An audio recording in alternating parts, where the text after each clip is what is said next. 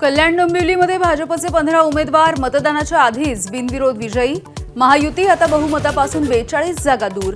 अर्ज माघारीची मुदत संपेपर्यंत विविध महानगरपालिकांमध्ये 29 नगरसेवक बिनविरोध।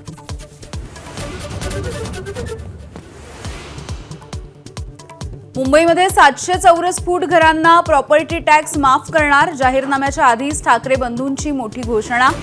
आदित्य आणि अमित ठाकरेंचं उमेदवारांना मार्गदर्शन।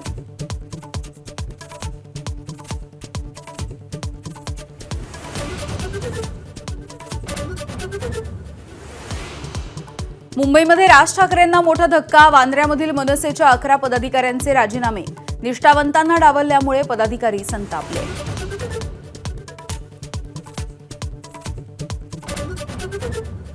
विधानसभा अध्यक्ष राहुल नार्वेकर यांनी धमकावल्याचा हरिभाऊ राठोड यांचा आरोप। पोलीस संरक्षण काढण्याचे आदेश देतानाचा नार्वेकरांचा व्हिडिओ देखील व्हायरल।